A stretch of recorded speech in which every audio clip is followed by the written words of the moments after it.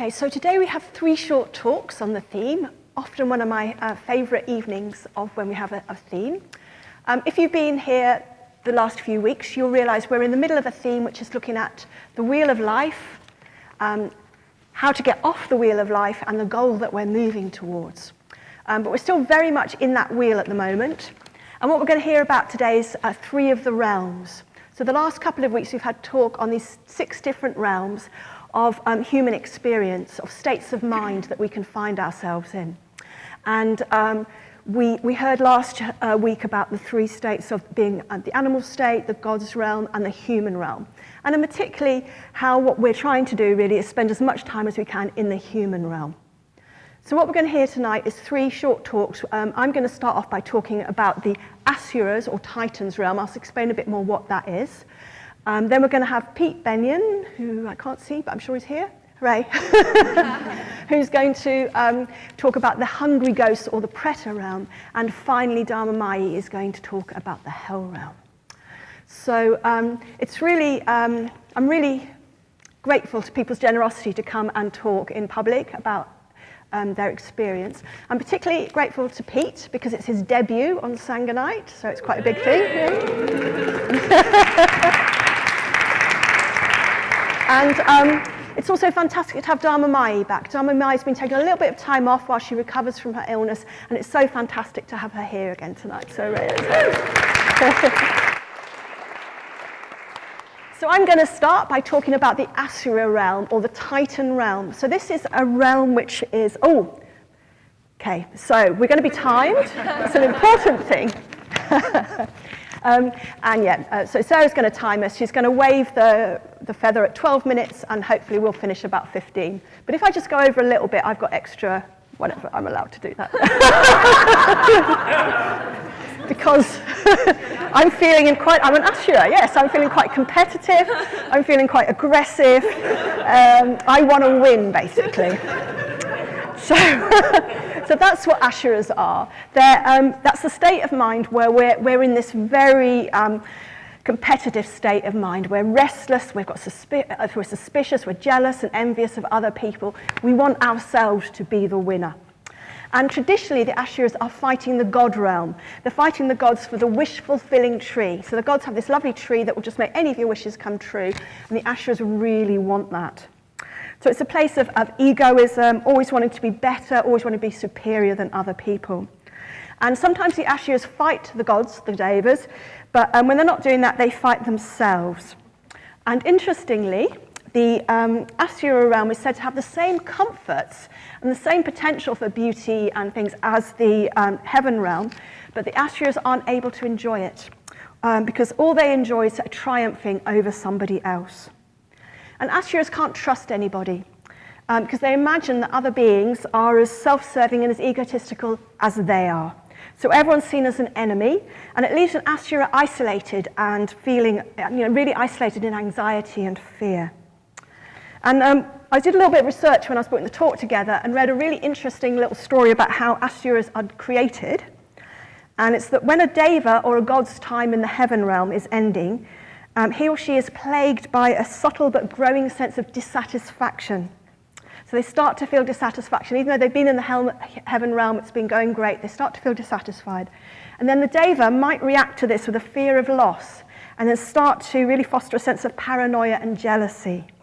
And from then on, every loss is taken as a confirmation of the need to be afraid, and the good fortune of others is seen as a threat. And resources are limited. There's a concern that there's really not enough to go around. And when that happens, the Deva leaves the human realm and is reborn in the realm of the Asuras. And being in the Asura realm is where you're tormented by a persistent sense of insecurity and transiency, that everything's changing. And we really want to do something about it. It's a lot of energy in the Asura realm. We want to do something about the fact that, that things are insecure. But the way that we think we need to do it is build ourselves up and be better than other people to do it. So because what we start to do is we think there has to be a winner and there has to be a loser. And we're not going to be that loser. That's not going to happen to us. And because we think that we live in a world of these limited resources, we have to constantly be on our guard. And we can become really suspicious of other people's motives. So even if they look like they're acting with goodwill, we'll think, oh, what's in it for them? Why are they acting like this? And our minds are just full of anxiety that we're going to lose what we have and that we want more of it. And of course, if we're being aggressive, other beings are going to be aggressive back to us. And at the core of this Ashura state of mind is a deep disappointment and sadness. It's like if we're so jealous of things, we must have a taste of what they might be like, but we feel like we don't have them. There's a real sadness that we don't have what we want. And we worry that we're going to just be deprived of what we need and that the universe is a cruel and unfair place that's not going to provide what we need. Okay, so that's a kind of little bit of the theory. So here's a little bit of my own experience of it. So, So before I speak about my experience, it's interesting because I think it's mostly in the Ashura realm, but I think it's also a bit in the Preta realm or the hungry ghost realm. And that doesn't surprise me because I think these realms do overlap, So there's sometimes we're in one, sometimes we're in another. And also my story is not about wanting material things, which often Ashuras are described of. It's about wanting the qualities that somebody had and the praise and the status that went with that person having those qualities. So last year, I was on the team for a 3-month ordination retreat in Spain. So this is where a whole group, 16 women, came along to be ordained on this long retreat. And it was great to be on the team, but I was quite anxious and didn't feel like I was quite up for it, actually. It felt like too much. So I think I kind of went in quite an anxious and nervous state of mind. And sadly, I found myself being very competitive with somebody else on the team. And it was really difficult because me and her were running the kitchen together. We were working together. All the team on an ordination retreat sleeps in the same room, so we were sharing the same room. We were just doing pretty much everything together, and it was 3 months, and I couldn't get away. And she's actually a really lovely person. That's the problem.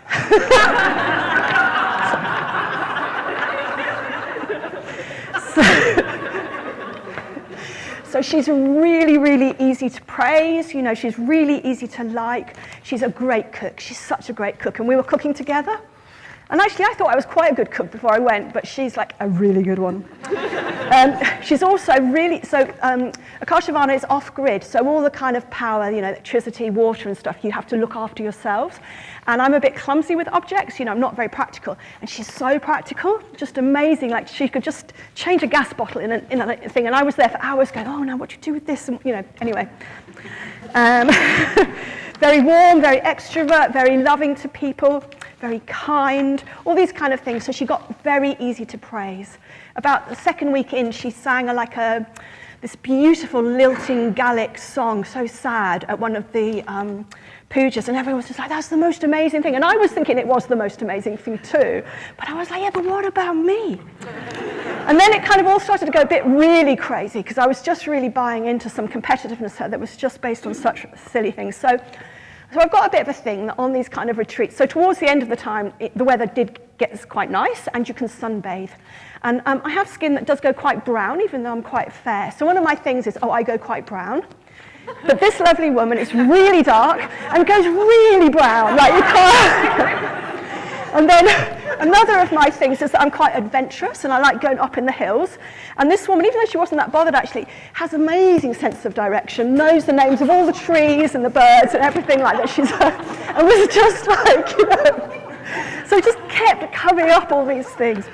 But interesting, there were a few things she did that were really good things that didn't bother me, like she's a nurse, and so she was looking after people a lot. And I obviously have no desire to be a nurse, because I just thought it was great she was a nurse. That one didn't challenge me. It's good. Anyway, so basically she's a lovely person, and I was feeling really insecure, and I found myself feeling really competitive against her. And I went into a pretty dark place, actually. So I had a lot of pain when she was praised, and she was praised a lot. Such a yearning that I wanted to be praised. I compared myself with her constantly. So it was just like every time in the kitchen and she'd do something, I think, oh, God, I don't know how to. Actually, people I live with will know I keep wanting to use the blender, and that particularly comes from this, actually, because this woman was like really good at the blender. And I was like, oh, where'd you put this bit? And everything. Anyway, it does, I'm sure, yeah, it's funny, but it was also really, really difficult for me, actually, to be with somebody that I was finding so difficult and had such kind of, I had real on one hand, I could see how lovely she is, and on the other hand, such ill will for her. It would have just been much easier for me if she'd left, you know. Though really it wouldn't have actually, but you know, in my head, it would have been much easier if she left. So, so here we are. We're up a mountain in Spain, this beautiful place, and with these amazing people, because when people come for their ordination, they're often really in touch with something very special. They're really practicing. So I could have been going, I'm in the mountains, it's great, there's vultures, I'm meeting these fantastic people at this great time in their lives, but instead I'm kind of all the time going, oh, I'm not good enough, I'm comparing myself, I'm feeling ill will. So I was living in a difficult place. Perhaps a bit of a hell, actually, but certainly in the Asura realm, this competitive Asura realm. Okay, so here are the antidotes that I applied. So really, it was completely painful to be there. So I think being in any of these difficult realms, it's so painful to be there, you just want to get out if you can. So I had this kind of like thing which was like, by any means necessary, I'm getting out of this. So the first was, I knew that I had to take responsibility. So actually, in this case, this woman was not doing anything bad at all. Do you know what I mean? She wasn't doing anything unskillful by that word. I mean, she wasn't doing anything unskillful. Occasionally, she was a little bit clumsy, but that's all it was. So I knew that it was my stuff and that I didn't need to tell her about it. I didn't need to argue with her. I just didn't need to do anything, actually, because I needed to work it out. And I'm really pleased that I managed to do that. And at the end of the retreat, I said to her what had gone on. We talked about it, and she had no idea. And I was really pleased, actually, because I just thought she didn't need my stuff as well as, you know, being in this, you know, this situation. So it was about I needed to take responsibility for my state of mind being in the Ashura realm. And then the other two things I brought to it were wisdom and love. So wisdom. So in that realm, in each realm, there's a Buddha who can bring something to help people get out of the realm. And in this realm of the Asuras, the Titans, it's a green Buddha who brandishes a flaming sword. And this sword is a symbol of power, and it's also a symbol of transcendental wisdom. It's about seeing through. So in a way, Asuras need power. They need strength in order to change, to get out of that realm, and they also need wisdom to see through it. So the wisdom had loads actually, that I'm not going to be able to go into all of them, but here are some of them. There's something about the Dharma, it can see through things in a different way than trying to just work psychologically. I suppose that's what I think that flaming sword represents. So the first was I had to ask myself, do I want to live from the worldly winds? And I'm just going to...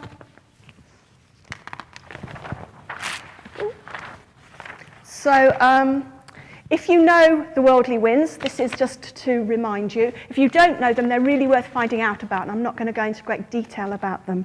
But basically, there are things that we want more of and things we don't want, and they tend to be from the outside. We're blown around from them. There's often not much we can do, really, or we can try and make them happen. And I think particularly here, it was I really wanted status, I really wanted praise, I didn't want low status, and I didn't want blame. That was mostly what was going on for me. And I remember, I think it was before I went away, actually, that Pradaya had given this really great talk, and he talked about the worldly winds and how he realized he didn't want to live from them. And it really struck home with me, and I thought, do I want to spend my life chasing after this?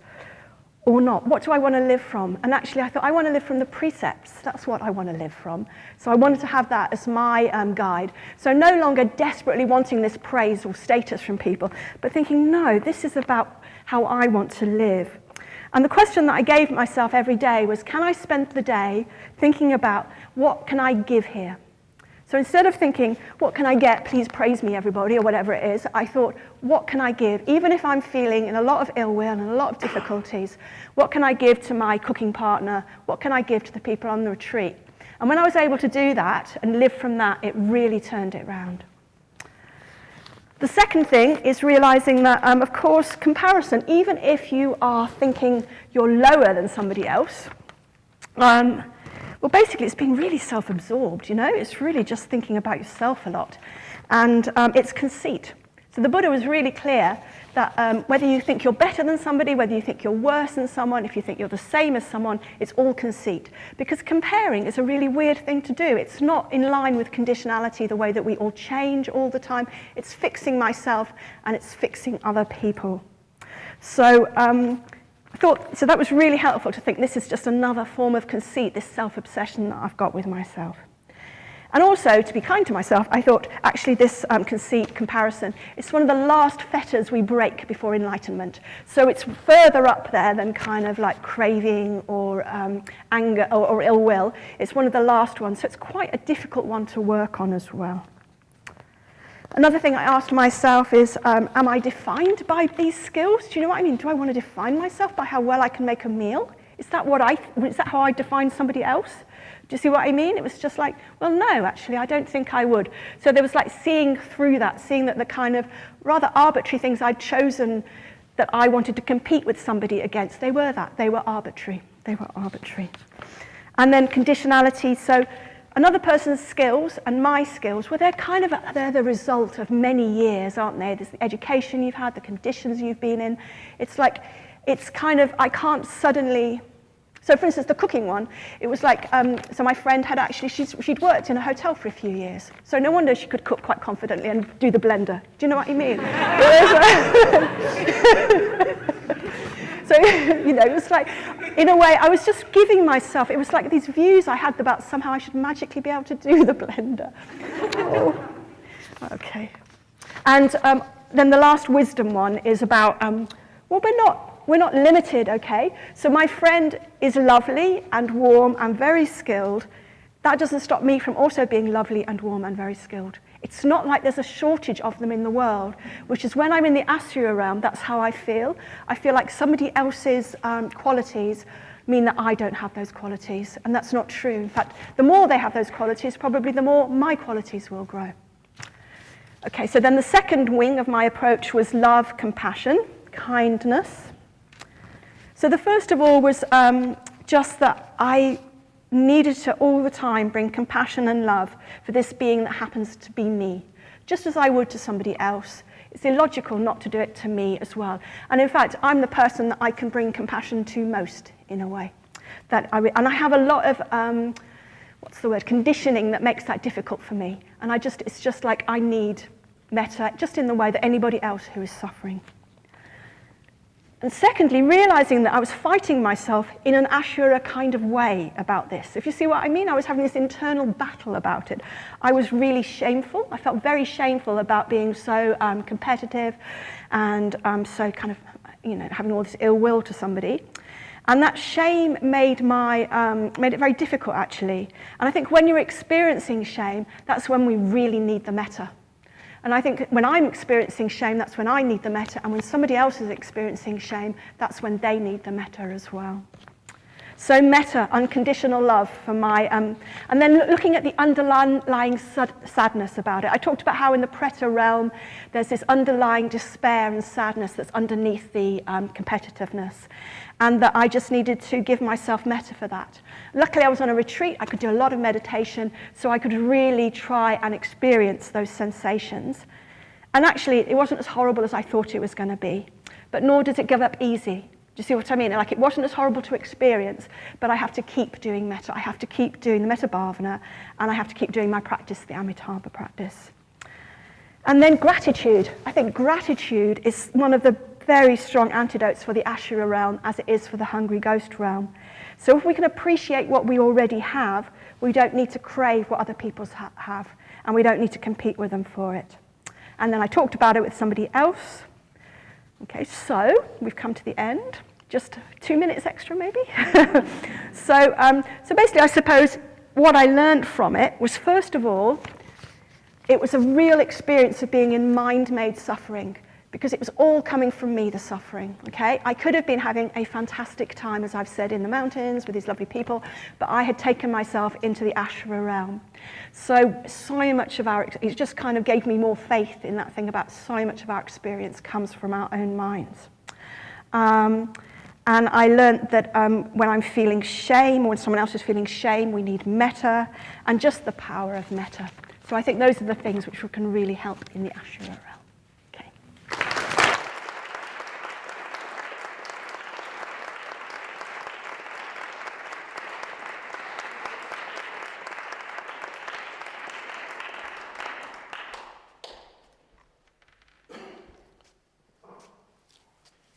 Well, that was wonderful talk, and there's quite a lot of laughter. I don't think we're going to get much laughter. Sorry. No, it's quite Okay. Yeah, I don't promise any laughs, actually. So, we've been looking at these images of the different realms, and they're profound images, and they are pictures of us, and they're like a mirror, and I have a Wheel of Life mirror. So when we see the Wheel of Life, we see ourselves, and when we see the Wheel of Life mirror, we see ourselves, and I see me. Unlike the Dharma Chakra, it's got the Lord of Impermanence and Death at the top. So this would be used actually probably in somebody's house, in a shrine, in a domestic house.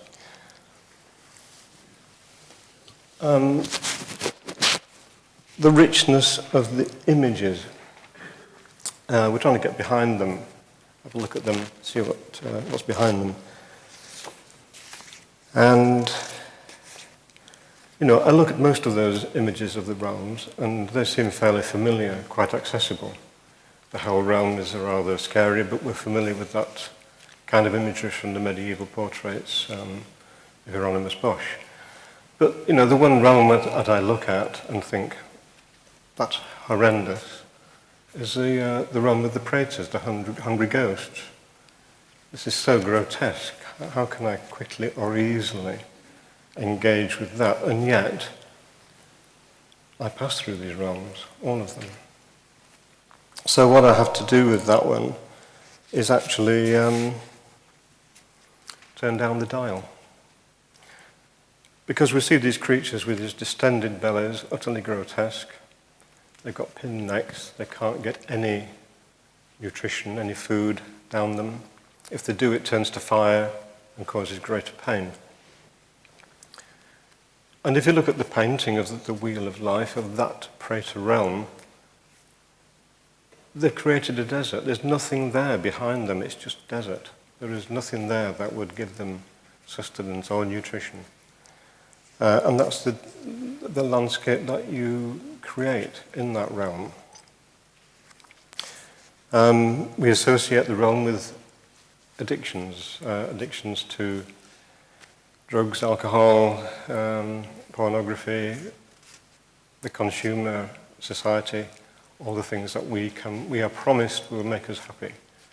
And we find out, of course, that they don't. But, my experience of this hungry ghost realm, which I don't spend much time in, but I slip into it. Actually, the Japanese word for preta is gaki, which is the same word that means spoilt child. And there's something about that, I think. There's all these things. The spoilt child has all these Christmas presents, we imagine, picks them up, puts them down, nothing really works, nothing gives lasting pleasure. So that's quite interesting. So just a little bit about my life to make some kind of context for how I slip into this realm. So I've worked for myself for 45 years. I've been successful. I've had all sorts of skills. We can go into them. I've designed furniture for 30 years. I've designed textiles in India. I've created interesting shops and curated exhibitions. I've managed a lot of people. But I've had no training for any of this. And I'm now, it seems, a photographer. And I've got no qualification, no training. And I think, irritatingly for everybody who's ever been around me or worked with me, I never think that what I've done is good enough. I look at what I've done, I think, well, it could, actually it starts with it could be better. And it could be better, because of course it could be better, everything could be better. And that turns into, it's not good enough, which turns into, I'm not good enough. So that's the slope that I fall into. And it's very unpleasant.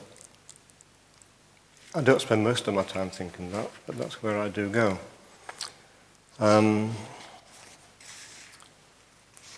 It's a habit, and it's a very deep groove. And it's very easy, as all deep grooves are, to slip into, and it's really hard to get out of.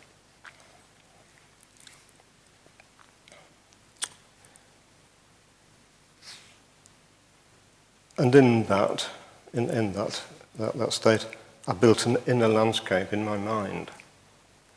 That doesn't satisfy me. And it's in danger of defining me.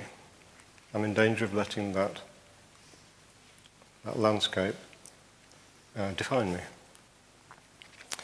But Satyajyoti talked about something similar to this. It creates a sense of not self-obsession, but too much self-concern. When I was young, the word that I heard a lot was conceit. Satyajyoti mentioned this word, conceit. And when I was young, it always seemed to be in the context of somebody being conceited. They were above themselves, thought too highly of themselves. But as Satyajyoti already said, we use conceit in a slightly different way, and the teaching is that we should not regard ourselves as superior to other people, inferior, or even the same. We shouldn't really be thinking that way about ourselves because it creates a sense of separateness, self and other. And a big part of our spiritual practice is to try and see through that. It's a fetter. It's a hard one to let go of. And it's a horrible state to be in. It's a negative mental state. And that drains energy. This centre wasn't built by people with negative mental states, that's for sure. So how do I avoid it? And actually, how do I get into it? What provokes it? What takes me there? How do I get out of it? Well, a lot of the time, once I'm in it, I don't. Not very quickly. And when do I slip into it? Well, as one or two people know, I find actually study groups really challenging, really difficult. I've been coming here a long time and I still find them difficult and challenging. I love them. I love meeting up with my group, with Vidanya, who leads the group. It's one of the highlights of the week. But sometimes I really struggle with it. I'm not a quick thinker.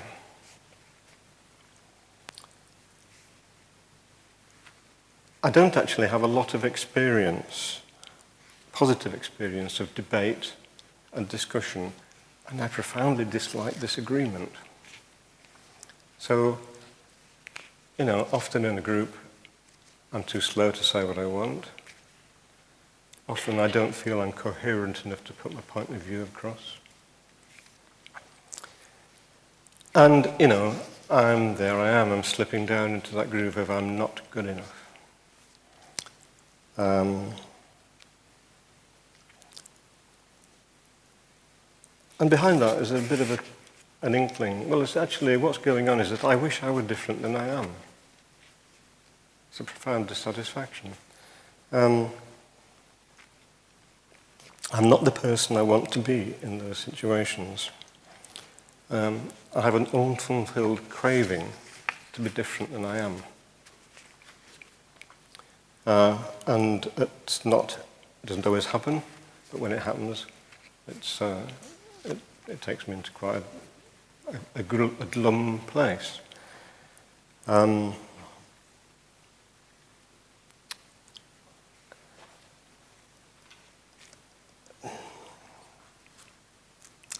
How do I work my way out of it? Well, there's a few things. Gratitude, practice of generosity.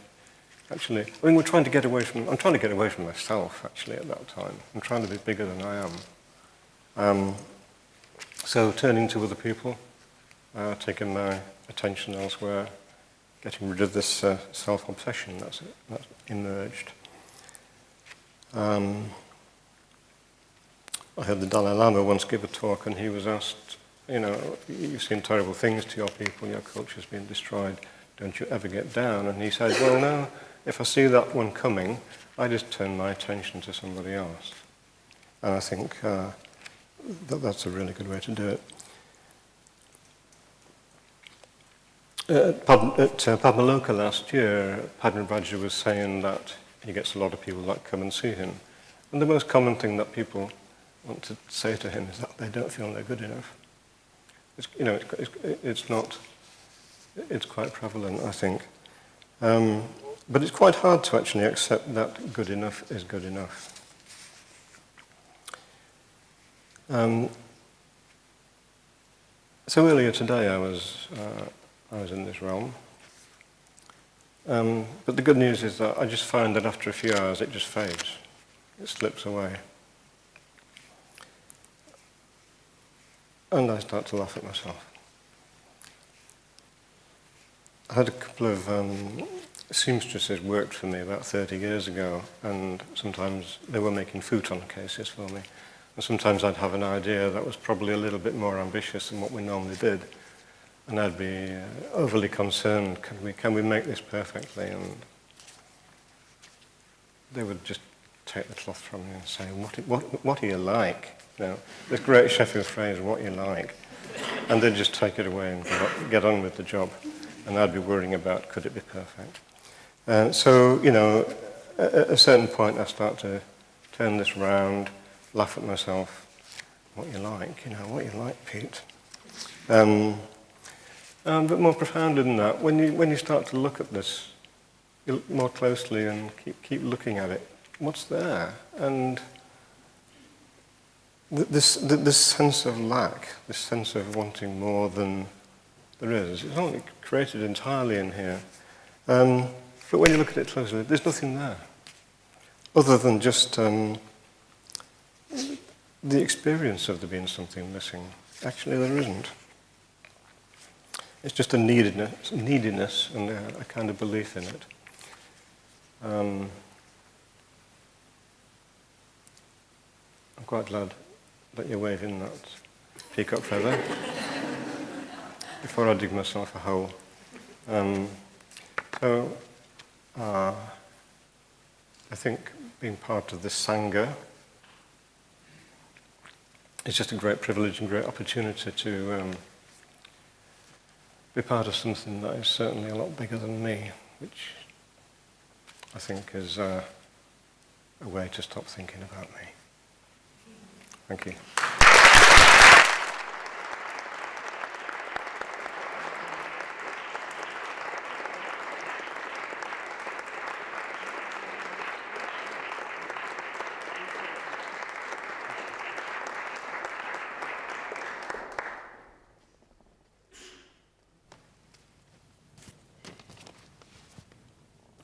Okay, can you hear me? Cool, okay. So I'm going to talk about hell. When I first talked to Satyajyoti about this, and I think one of the first things I said was, well, I don't want to talk about hell, that's really depressing. But then I went away and thought about it, and I thought, well, actually, to be honest, if I'm honest with myself, apart from the human realm, which I spend quite a lot of time in these days, the realm I've spent the most time in my life has been the hell realm, actually, if I'm honest. And I thought, well, I may as well put that experience to good use and share some of my reflections. So here I am doing that. And in the past, in my life, I've spent really long periods of my time in the hell realm. So the hell realm is the realm which is full of tortured beings with lots of horrible things being done to them. So really it's the realm of intense emotional, psychological, mental distress, really. That's the flavour of that realm. These days I don't spend so much time there, which is lovely, because I've learned how to work with it, but I do visit there occasionally, just in case I was missing it. I do have little trips to the hell realm, as I'm sure we all do. So, yeah, and I'm not going to stand here and tell you about some awful, depressing things in my life, partly because my life isn't awful and depressing, but also partly because these realms are not necessarily anything to do with what's going on around us. Often they're triggered by a situation, like Satyajyoti was saying, something that is a particular trigger for you. But my experience of being in the hell realm is that very often I am just in the hell realm and I may as well not be in the hell realm. It's often got very little to do with external circumstances. And the same thing could easily happen one day and send me into the hell realm, and easily happen the next day and not. It's entirely to do with my own response to what's going on outside of me. And I think that's very important to recognise about all of these realms, is that they are states of mind. They're not, we can't blame them on what's going on around us, really. They're us. So I'm going to start off by kind of sketching what my internal landscape and experiences are like when I'm in the hell realm. But I'll start with a little image. I hadn't planned to say this, but I don't know, have any of you seen Buffy the Vampire Slayer? So some of you. So Buffy and her friends live in Sunnydale, which is on the Hellmouth. And occasionally, well, quite regularly, in fact, hell beings pop up from hell, and she and her friends fight them, and it's all very exciting. And towards the end of Buffy the Vampire Slayer, right near the end, they open up this hole in the ground, and somebody's nodding, and they look down and they see hell in front of them. And basically, it's this endless sea of darkness and monsters. It just goes on, and there is no end to it. And that is what my mind is like when I am in hell. And when I saw that for the first time, I thought, blimey, they've seen in my mind. So that's a really strong image for me, which has stayed with me since I saw it when I was about 17 or something. So the main adjective I would use to describe my experience when I'm in the hell realm is dark. It's dark. I lose my usual perspective, which is much brighter and much larger. And I experience myself as isolated and alone and cut off from others. And there's a heaviness. So there's a mental heaviness and a physical heaviness, like I'm stuck in mud or I'm drowning or I can't breathe. And my mental activity changes. It becomes, on the one hand, very sluggish. So thinking, doing things that are complicated feels impossible suddenly. And at the same time becomes very, very agitated and goes round and round in circles about how I got into this state and how I should get out of this state and what I've done wrong and what I should do better. So there's lots of very kind of frantic and sluggish thinking. So there's a state of quite a lot of confusion for me. And very much being stuck in my head. So absolutely so disconnected from my body, often I can't really feel my body. Very, very heady thing. Almost like I go in my life feeling almost like a ghost in my own life. And interestingly, however many times I go into that state, and however obvious it is that I'm going into that state, when I find myself in that state, it's always a complete shock. It's like somebody has thrown a bucket of cold water over my head, and suddenly, oh God, I'm there again. What's happened? How's that happened?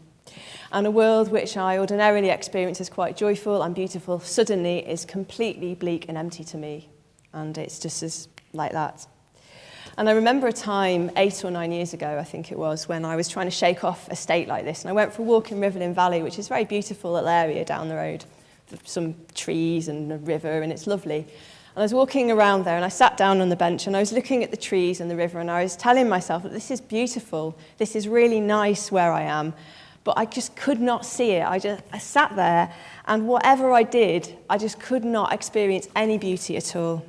The deadness within me was so infectious of my perception of the world that it was utterly draining the environment that I was in of any sort of beauty, and everything I saw around me was dead and ugly. And that was a very, very potent moment in my life when I really recognized the truth of what the Buddha said, which is that our mental states absolutely determine the way that we experience the world. That's the beginning and the end of it, really. And it was a very painful lesson, but a very good lesson to learn, actually. So the teaching of the realms I've always found very, very helpful in this because, well, first of all, it allows me to label, oh, I'm in the hell realms, which firstly is helpful because I know, well, it's a realm and it's not a permanent state, so that it can change.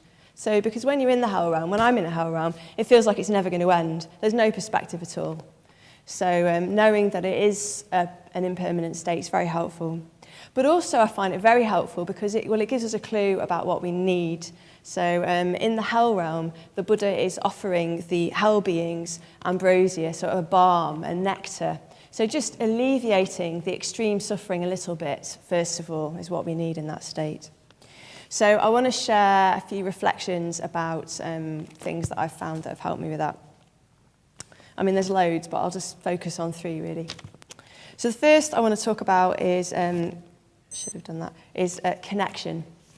So, as I said, my experience of being in hell is of profound isolation and disconnection. I just feel very, very alone. And of course, we are all alone. I'm alone. We're all alone, essentially, in the end. But we're not disconnected. Being alone does not mean disconnected. On the contrary, we are intimately connected in ways that we can't even begin to understand. So it's not surprising then, if that's how reality is, that we're connected, that when we experience ourselves as disconnected, that's why we experience so much suffering, because it's completely unaligned with reality. So finding ways of coming back into connection is very important for me when I'm in this state, and particularly with people. And I think it's important for me to remember that having big, deep conversations from this state is often extremely unhelpful, because my mind is already doing lots of very, very merry-go-round, unhelpful thinking about things. So sitting down and talking with somebody about that, it doesn't really help, actually. It's just more negative thinking. So simple, gentle things that remind me that I am a person in connection with another person. And something that I often do, I mean, I do a lot of driving around Sheffield, but sometimes I might deliberately go out for a drive. And what I discover is in Sheffield, people are quite nice on the roads, not at rush hour, but the rest of the time.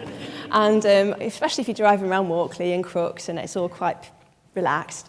And I just see if I can let somebody out, and then they thank me, and then they let me out, and I thank them. And sometimes you get that lovely thing where somebody lets you out and you thank them, and then they thank you for thanking you. And it's this love, do you know what I mean? It's just so nice, and it sounds really silly, but the number of times I've been out in my car and that's happened, and I've just felt better, because it's made me into a person in connection with these people. Very, very simple thing. And so that's been a really important thing for me. Another thing is, like Vicky down here, I used to live just over the road from her in the community, over the landing. If she saw me suffering in this way, I would occasionally, she would appear with hot chocolate and suggest we watch Star Trek. And and I'm very, very grateful for that very attentive kindness, very undemanding human connection, because it allowed me to experience myself in connection with another person, which I think in the hell realm is a very, very important first step out of the hell realm into the human realm. So, and that brings me on to the second of the things, the way out, of the aspects of ambrosia, if you like, and that is kindness. So,